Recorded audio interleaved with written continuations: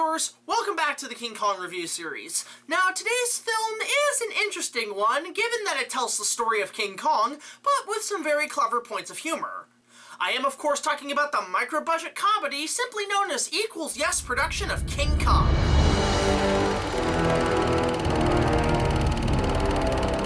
So the film opens with a fake trailer for the Death Wish Rambo ripoff known as Bad Cop, starring one Bruce Baxter, played by Brian R. Erdrich. However, these 70s funk producers think less of this production.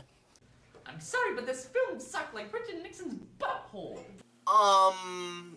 Current? After seeing their film destroyed, director Carl Denham, played by Travis Schultz, along with screenwriter Jack Driscoll, played by Andrew Marshall Lyons, are now desperate to find the funds for their next project. What do you two want? We were wondering if perhaps you wanted to fund one of our films. Piece of crap! I don't have time for this stuff right now. Sorry, chumps. Wow, that's gotta be sad when even Lloyd Kaufman won't fund your schlock. Show Don't Tell, and other things my Uncle Lance whispered to me in the basement. I feel like this guy had a really messed up childhood. One in the pink, and one in the stink. So Denham finds the funds in a very funny way. Jack grabs some homeless slumps to hire, and they grab a ship to take off to an exotic location. But beforehand, their landlord asks them to stick their daughter in their next film in order to pay off the rent. So, how old is she?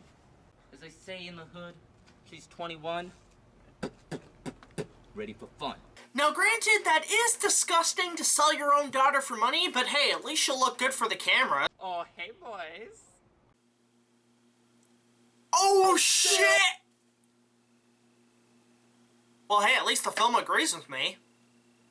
After what seems like they take the same flight that Challenger took in The Lost World, what, were you expecting an Indiana Jones joke? They arrive on Skull Island and hilarity ensues on the public beach set. I'll cut you free! Yeah. Oh, sick! Please, movie, Ray Fay was enough man on ape action. I don't need another one. So after Lumpy takes a dumpy, it turns out the natives from Big Chip inhabit the island and the crew duke him out. Okay, this is pretty cool and fun to watch. I mean, it's fake as hell, but at least none of the characters are gonna be doing anything harsh. Oh my god! Oh my god, nice stew out of you! Okay, I didn't know Lumpy went to the same cooking class as Hannibal Lecter. These are poached first, which is going to infuse a bit more flavour. No, none of these lambs were ever hurt in the making of this film, okay? Bled all over the brains. After Troy causes a meth explosion, which I assume some of the filmmakers were on making this, the crew discover the natives have kidnapped Anne and offer her as a sacrifice to... Do you even need me to say his name?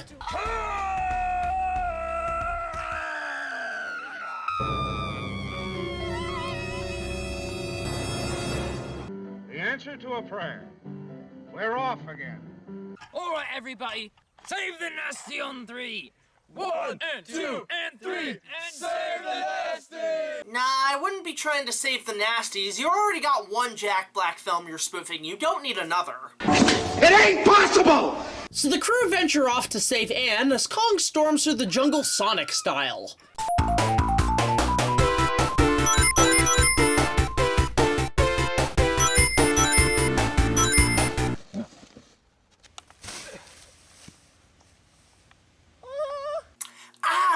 After a fall like that, he might actually be a woman now. After witnessing Lumpy's, Lumpy, the rescue crew film Kong for America's Funniest Home Videos as the ape chases after them. But the crew managed to escape and set up camp for the night. How are we gonna get him, Carl? I have a plan. Lumpy, do you still have the gas? No, man, we didn't have the beans for dinner, you know, so I got nothing. Behold, the oldest fart joke in the world! Kong, you monster! Everyone likes my dancing. In New York, everyone yelled and threw free fruit at me. Oh, go join Teen Mom. Instead of building a raft like in the other King Kong movies, I mean, hell, I did that and it cost me nothing, the crew trek through the swamp as something strange lurks in the depths. I think I feel him in my... What the hell is that thing? It's called a hentai.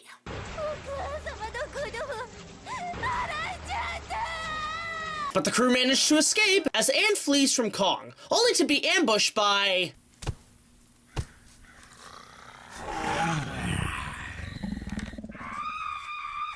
Yeah, and that overall sums up my reaction. Wow. Just wow. Now, I can get behind the Walmart ape suit. I can get behind the fact that Skull Island has houses and public civilians in the background. I can even get behind the Asian stereotypes. But this just goes too far. I mean, even though films like Skull Island or Kring Krong's T-Rexes look bad, at least they tried to have some effort. But this shit is just plain lazy. I mean, if Big Chip could at least rent out a Barney costume, I don't see why these kids couldn't. And on top of that, you could easily cut out the scene and it wouldn't stop the story. But nope, they had to put it in because they had to. It ain't a King Kong movie unless he fights a dinosaur, which you easily could have replaced with a giant snake. A stuffed one at that. Damn your laziness! So after the sweeted version of the lizard from Spider-Man eats out Kong's ass, the crew enter a creepy valley as Lumpy gets hitchcocked by Gregory over here. Quick, Goku, catch that little bugger! Thank you. So the group manages to rope in Anne and lure Kong back to the beaches. He's coming too fast. I'll distract him. No, I think if anything, the script man will distract him. So Jack and Denim knock Kong out and take him back to New York. I mean suburbia. We went deep into the jungle and this is what we found. Kong. Wow, the ape suit is so unimpressive that even the audience in the movie don't think it's Kong. And if anything is spoken here, I think Barney said it best. Wow! Look at the size of that platform! Oops. That is not supposed to happen, ladies and gentlemen. So Kong, of course, escapes and runs amok in the streets as hijinks ensue. We'll smell her and find her. All right. Well, I don't care. I just want to see the action. Wow. What an asshole. I mean, thousands of people are dying in the streets and you're just watching it for the thrill of it? God, that would be like if... What the hell was that? Jack! Yo, Jack! We got a whole ass Godzilla's attacking outside. We're all fucked! Wait, what?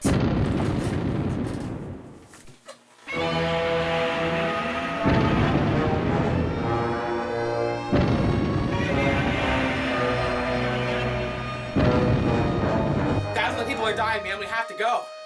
Holy shit! That's fucking awesome! Come on, man, let's pull up a couple of chairs and watch the show outside. You're joking, right? No, man, make some popcorn. This is gonna be epic as fuck. We're about to fucking die and you choose to watch? Oh, stop being such a Gareth Edwards and have some fun for a change. Oh, well, fuck it. We're dying anyways. You know, shouldn't you use your Wacom powers by now? Yoka's got me on some antipsychotics. Empire State, they work the best. Nice. We're awful, awful people. We really are.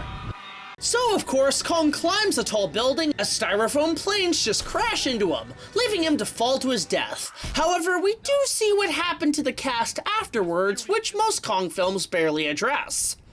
Wow, now that's actually a nice change of pace, and granted I've wanted to see what happened to the main three characters after the events of Kong falling from the Empire State Building. Okay, movie, let's see what you got here. Carl went on to direct such screen successes as Billy's Toilet 2, Spider Jam, and Honey, I Shot the Kids. Kong loved me like you never could! You're sick! Just sick! I'm sorry, I'm not some kind of 15-ton ape! I hate you! I hate you! I hate you! Get out of here! Some natives were even brought to the States to be domesticated.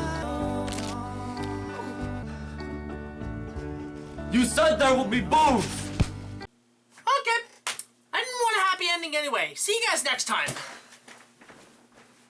Oh, jeez. Come on, you should know better. I know, honey, but this movie's so immature and annoying. That hasn't stopped you from reviewing other crap out there. Besides, it's not that bad. You're right.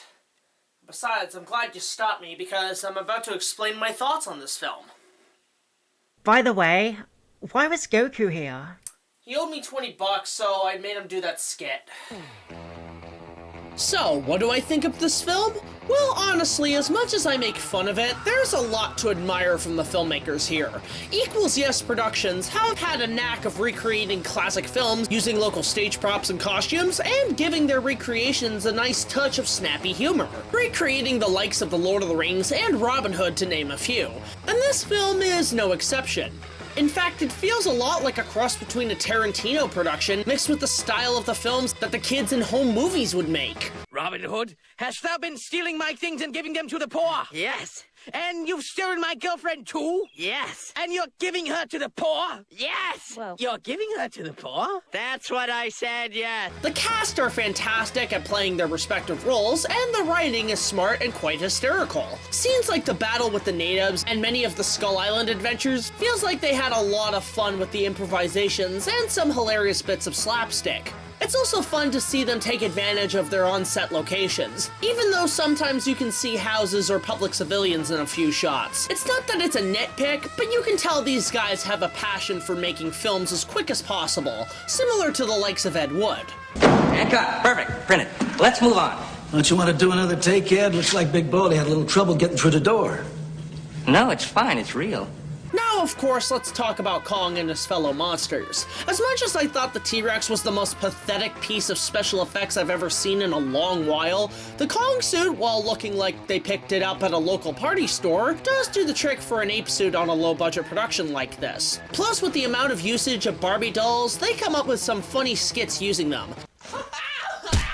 Actually, some of the camera tricks are well done and quite risky for the most part. The camera they used on the shoot was a 720p Sony Handycam, which even myself used in my Kong remake, and in bits of the swamp scene, they had to wrap the camera in cellophane and a plastic bag in case the camera got wet or accidentally went underwater. Also gotta give them credit for getting the use of the theater and spotlights for Kong's capture, along with the impressive recreated scenes that show the magic and flavor of the story of Kong. Honestly, there's not much more to say. Overall, Equals Yes's King Kong is a hilarious and creative retelling of the story, filled with great improvised character bits, impressive camera tricks, and some nice locations to show once again how a great group of high school theater class kids in Wisconsin can make a fun, loving fan film, and in my opinion, gets a good set of an 8 out of 10. Worth checking out on YouTube and subscribing to their YouTube channel.